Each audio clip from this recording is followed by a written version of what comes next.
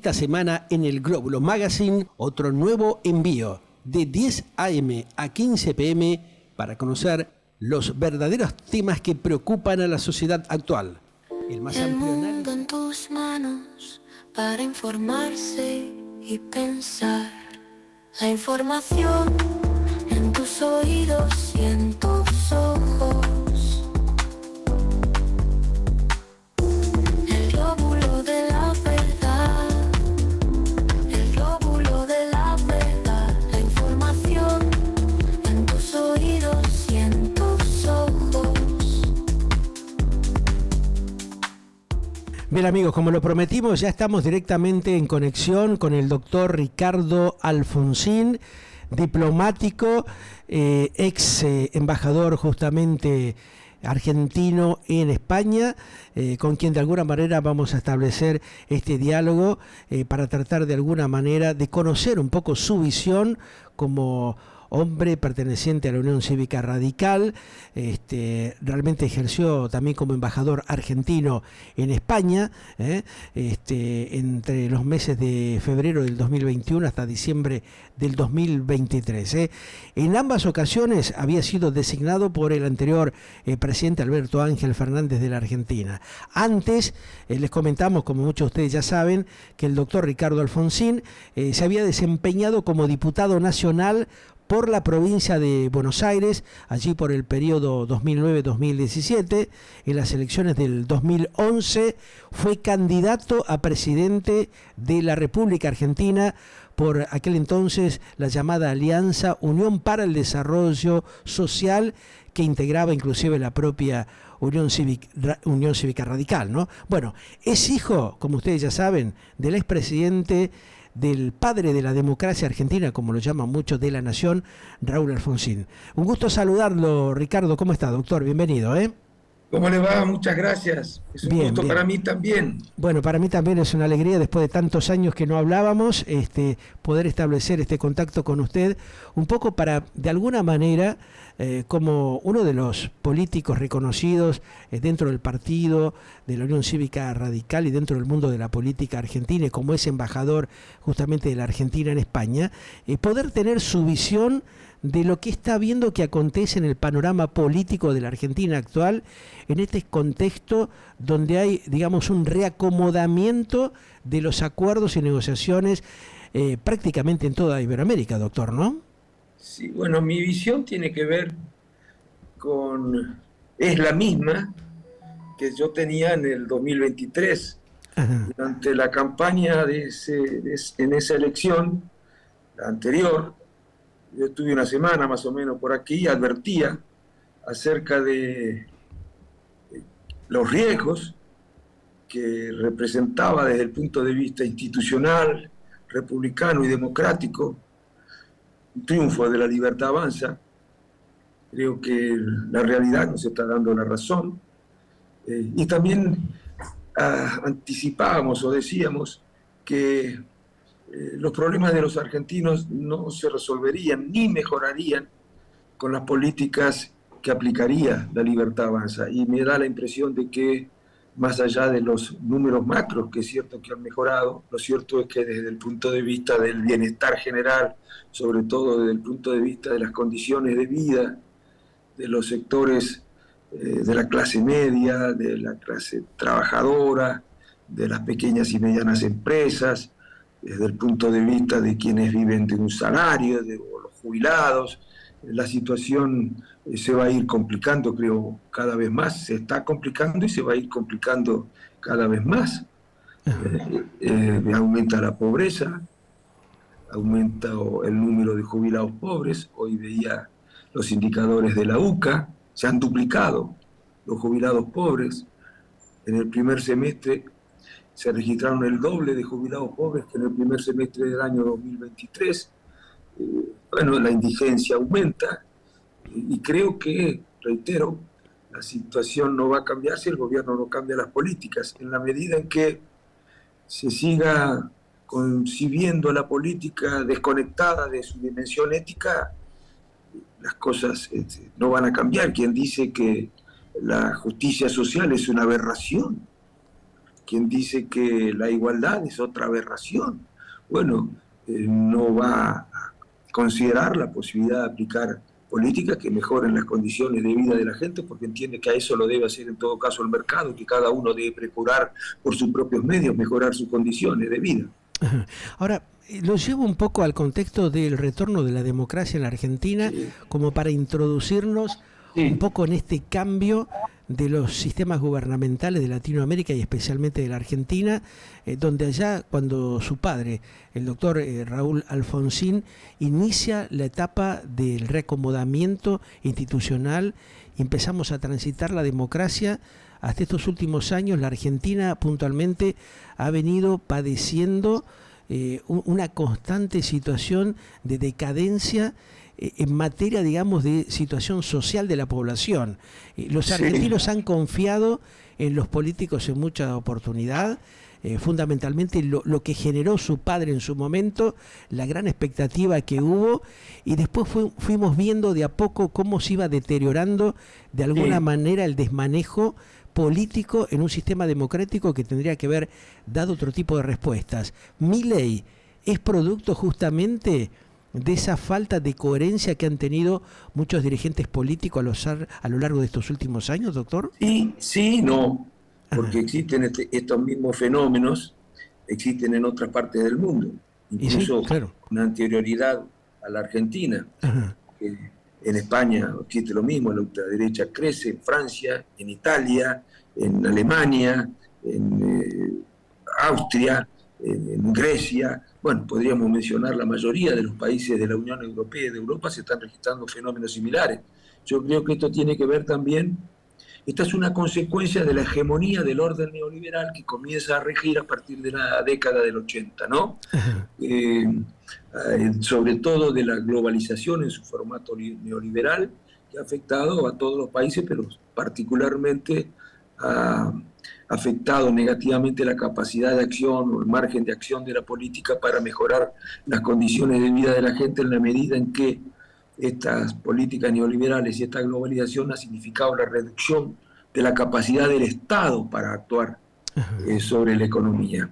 Pero por supuesto que a esto hay que agregarle además los errores que se cometieron en cada uno de los países de América Latina, porque no es solamente la Argentina la que está con problemas, ¿no? Tal cual, claro. Es toda América Latina, y no creeremos que somos malos los latinoamericanos todos, no creeremos, hay alguna razón que tiene que ver no con un juicio tan apresurado como el que hacen algunos, que somos ignorantes, burros o perversos los políticos latinoamericanos. Hay alguna otra razón que debe explicar esto, ¿no? Ahora, dentro de ese contexto, lo que usted plantea en el marco, digamos, de lo que es la institución, la organización Unión Cívica Radical, el partido, Sí. ¿ha fallado de alguna manera porque algunos de sus miembros no han sabido de alguna manera llevar adelante un proceso de reacomodamiento adecuado dentro del campo de la política? Sí, yo creo que hicieron un proceso de reacomodamiento, pero desvirtuando la identidad del partido. Entonces no hubo un reacomodamiento adecuado, digamos, ¿no? Yo me desafilié de la Unión Cívica Radical. Claro. 10 años hemos estado reclamando al partido que revise sus posiciones, que revise su política de alianza, que revise las políticas que acompañaba, ¿no?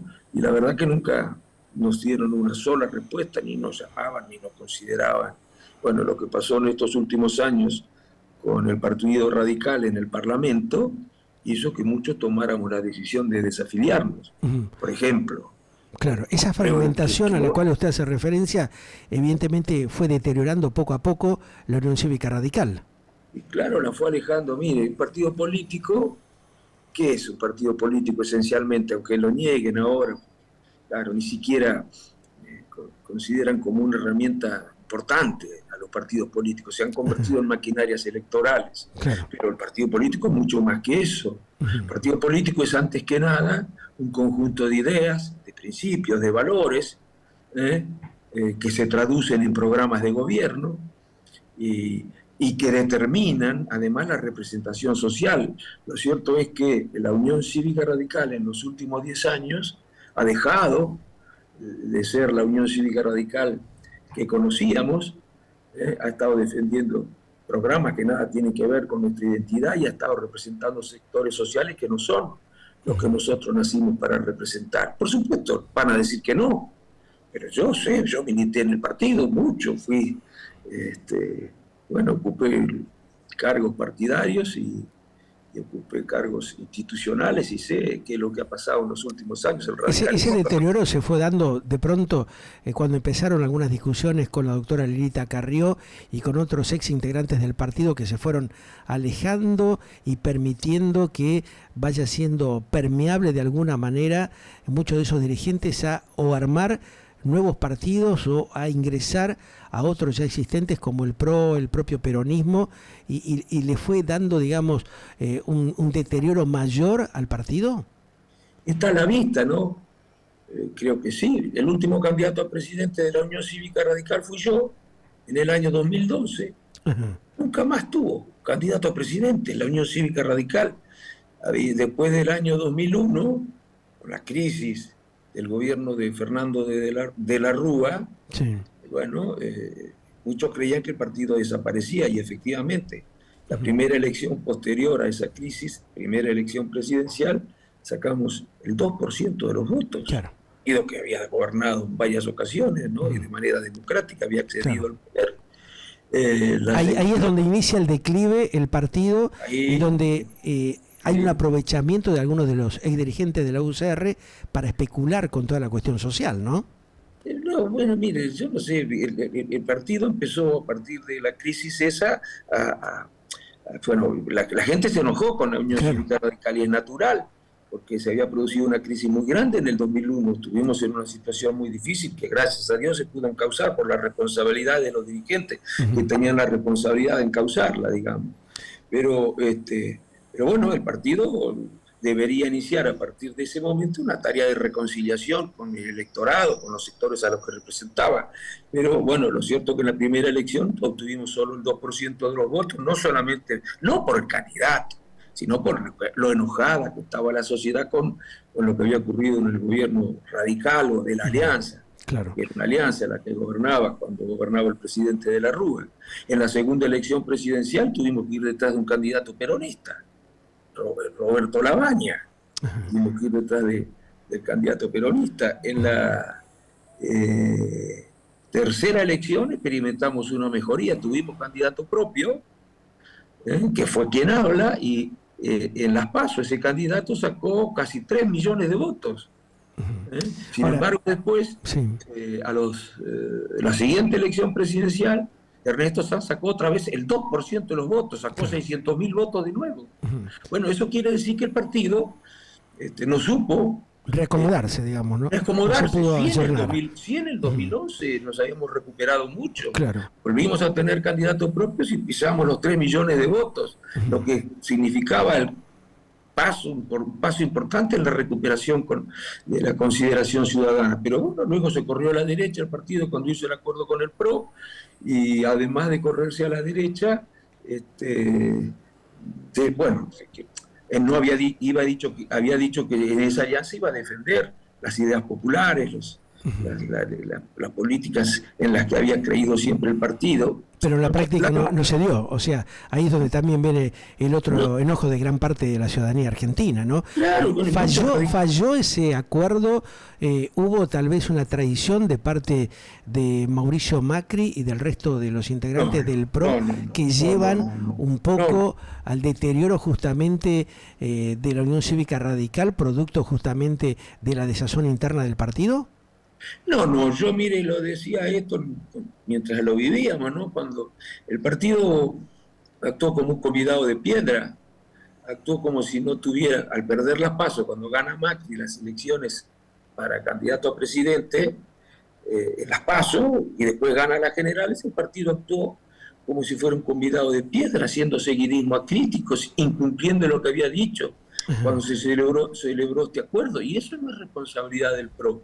Yo no le podía pedir al PRO que hiciera por la Unión Cívica Radical lo que la Unión Cívica Radical no era capaz de hacer ella misma, por sí misma. Entonces, bueno, el partido cometió un grave error allí, porque si hubiera tenido una actitud más pensando en los intereses generales, hubiera evitado seguramente muchos errores que cometió. Internamente hubo una falla de los propios miembros del partido. Absolutamente.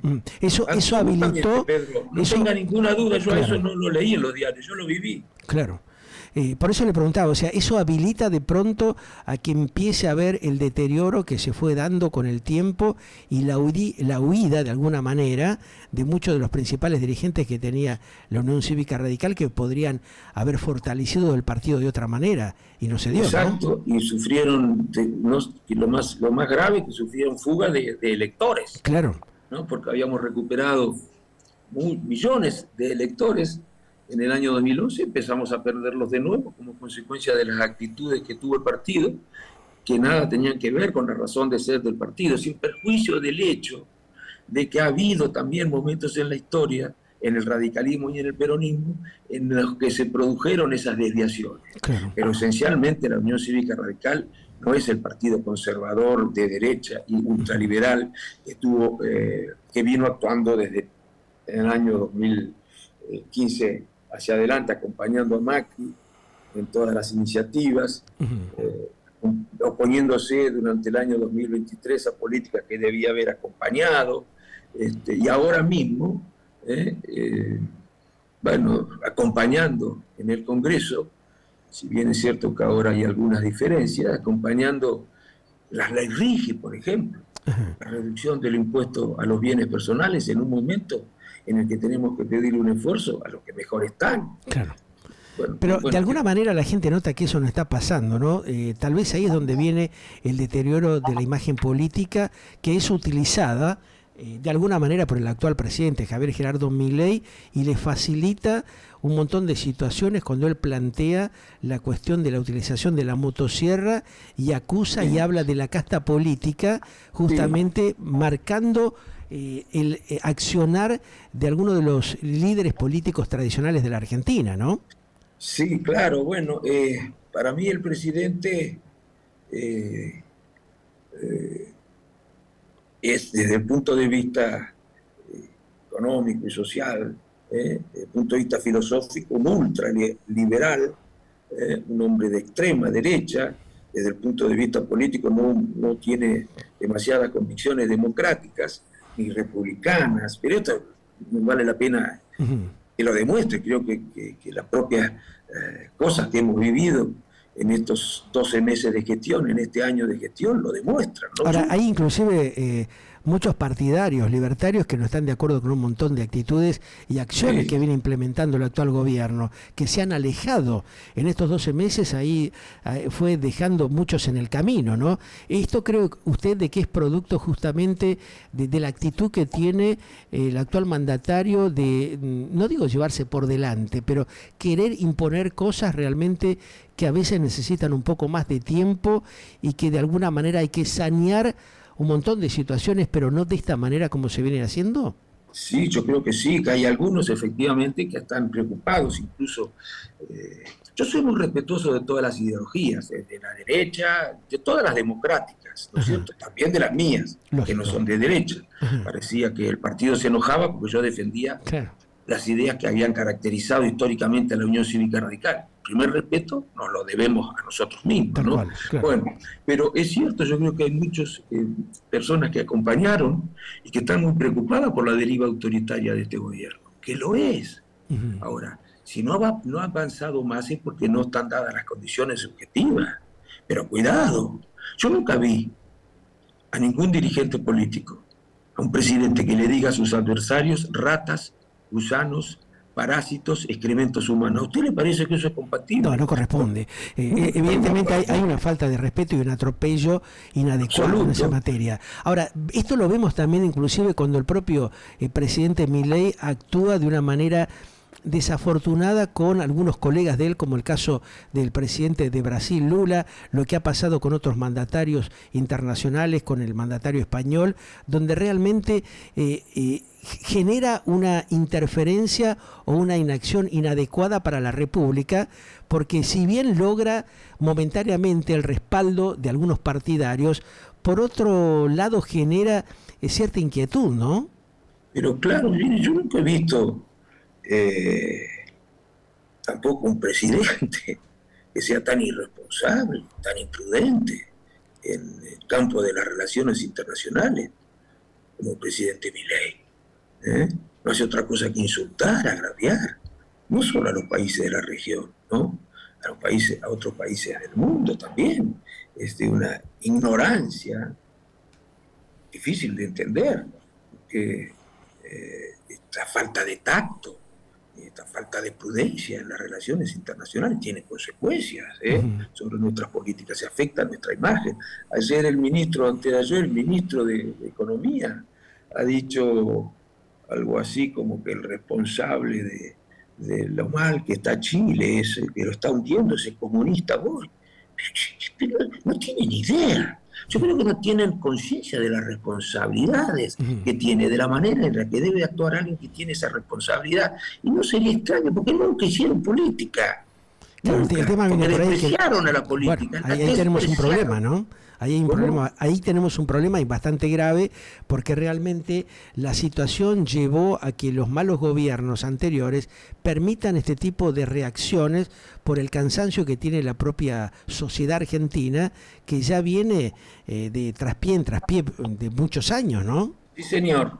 Sí, señor. Bueno, la política no es omnipotente también, ¿no? Tenemos que tener eso en claro, mucho menos desde que se produjo, como decía al principio, la llamada globalización en su formato neoliberal. Eso ha reducido el margen de maniobra de los estados para poder actuar sobre la economía. Y da la casualidad de que de la economía dependen muchísimo las condiciones de vida de la gente.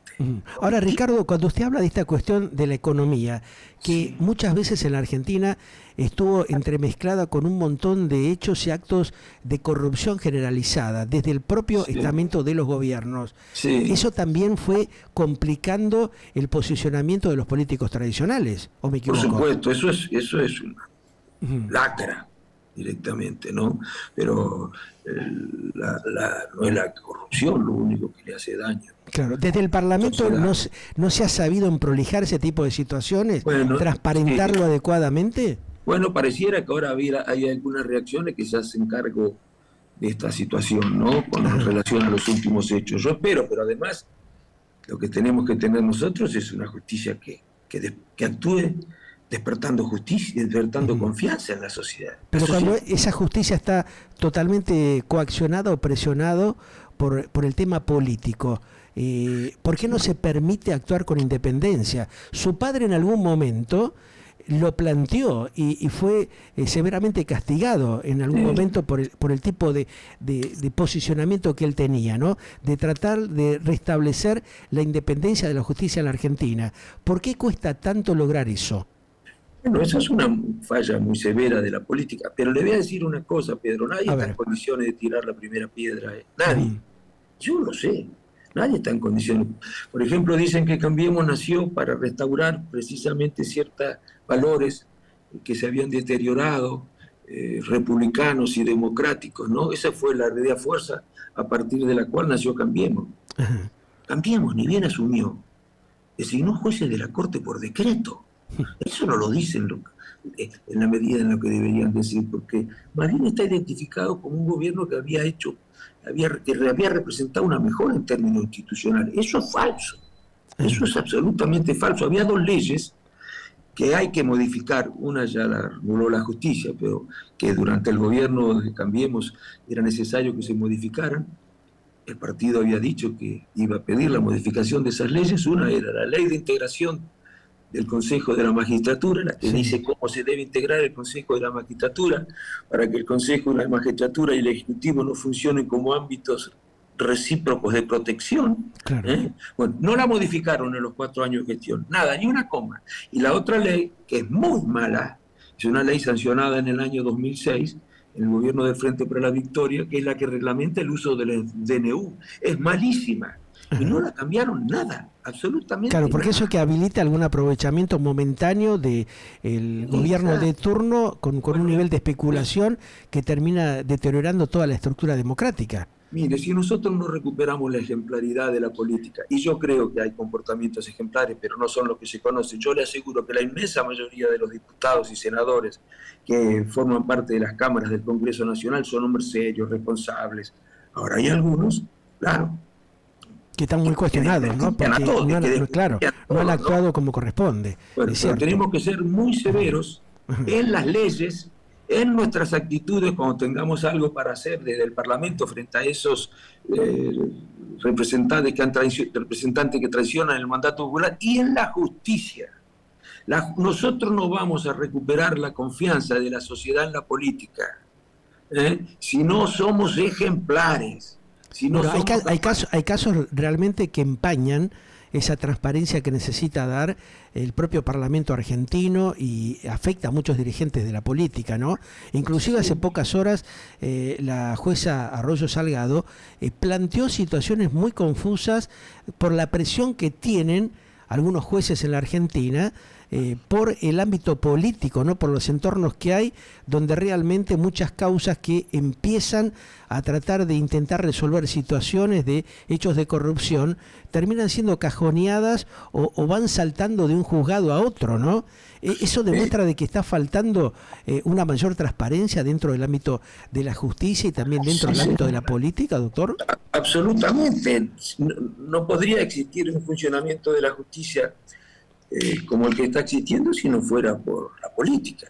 Esto lo tiene que hacer la política. Y espero que, bueno, seamos capaces de ponernos de acuerdo. Si yo ingreso a la Cámara de Diputados, es una de las primeras cosas que voy a plantear, la necesidad de arribar a un acuerdo para, bueno, diseñar instituciones de control, como lo es la de la justicia también, que le despierte confianza a la sociedad. Si no, no vamos a cambiar nada. Ahora, también tiene que cambiar la sociedad, Claro. porque hay doble vara en los políticos. Por supuesto que hay doble vara en los políticos. Cuando las cosas, yo digo siempre, están bien o mal en sí mismas, no según quién las hace. En la política parece que las cosas están mal según quién las hace. Si las hacen los míos, tengo que hacerme el burro, no están tan mal. Si las hacen nosotros, es pésimo. ¿No es cierto? Bueno, pero ahora, faltó reformular de alguna manera la política nueva, por eso este efecto mileísta de lograr captar la atención de la gente, porque ya venía cansado justamente el votante de un montón de situaciones que no se cumplían. Sí, claro, mira, absolutamente, y además agreguémosle el descenso en las condiciones de calidad de vida de la gente. Totalmente, claro. La principal deuda que tenemos, no la democracia, como dicen algunos, yo sé lo que quieren decir, pero la democracia no tiene deuda. ¿Por qué no tiene deuda la democracia? Porque la democracia no gobierna, la democracia no sanciona leyes, no dicta sentencias, no abre la economía, no privatiza ni estatiza. Los que hacen eso son los políticos. Las deudas en todo caso son de los políticos. Y las deudas son, yo diría, dos cosas fundamentales. A esta altura deberíamos tener saldada una de ellas, ¿no? Una es con la transparencia, con la decencia por parte del Estado. Yo no tengo nada contra los que quieren ganar plata, pero que no vengan a ganar plata al Estado, ¿no? Está, claro. Y hablo del sector público y del privado también, porque el sector privado tiene que hacerse cargo. Tiene que hacerse cargo. Ha habido muchas falencias, ¿no? Muchos temas realmente vergonzosos en Argentina.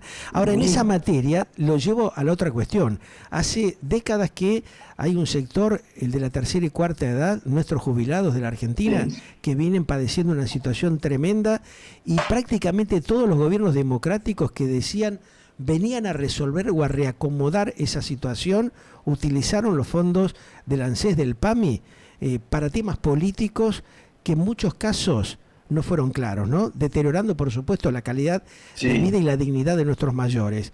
¿No hay un saldo fuertísimo hacia los jubilados de la Argentina, hacia los trabajadores, porque realmente falta una concientización desde el propio Parlamento argentino, que no ha dictaminado acuerdos adecuados a estos tiempos que corren? Sí, por supuesto, Pedro. Sí, claro que sí. Yo decía, una deuda es con la confianza que debería despertar la sociedad en la política respecto de su transparencia, del respeto irrestricto a la ley.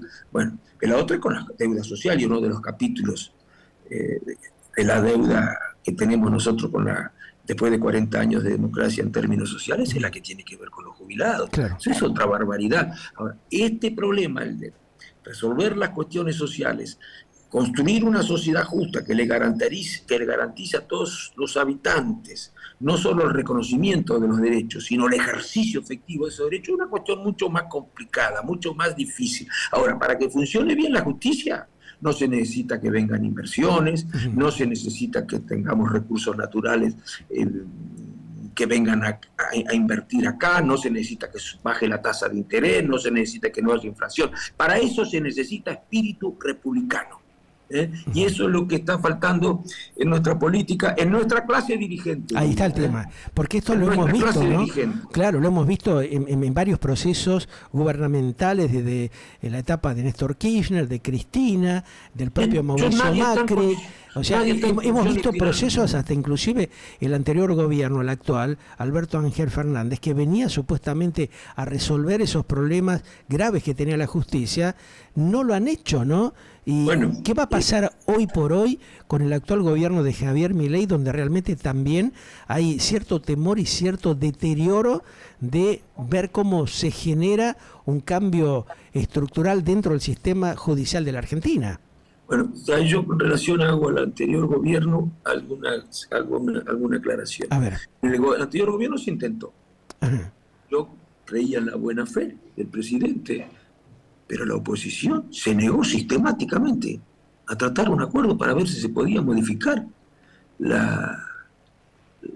funcionamiento de las instituciones. Ajá. Se negó sistemáticamente con dos argumentos. A ver. El primer argumento era que la pandemia hacía que esa discusión se tuviera que postergar. Pero fíjese usted, venían diciendo durante años que era una cuestión imprescindible, aunque durante el gobierno de Cambiemos no se hizo nada.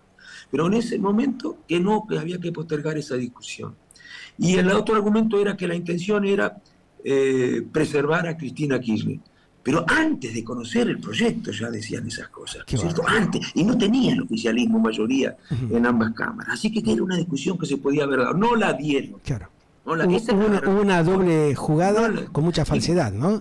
Y muchos que podían haber orientado a la sociedad para que reclamara o brindado elementos de juicio para que la ciudad comprendiera qué era lo que estaba pasando, no lo hicieron. Se quedaron dormidos, claro. Yo eso también lo sé. Pero digo, no me acuerdo qué decir. Bueno, todas estas cosas que han venido pasando han causado los desencantos y está muy bien que la gente esté desencantada. Ahora, este gobierno a mí me genera confianza. Si este gobierno quería o quiere designar jueces de la Corte por decreto, también lo ha dicho. Yeah. Ha dicho que va a designar. Como que la historia se repite, ¿no? Agarramos la cabeza. Se vuelve a repetir la misma historia. ¿Y el Parlamento argentino qué papel juega en esta situación?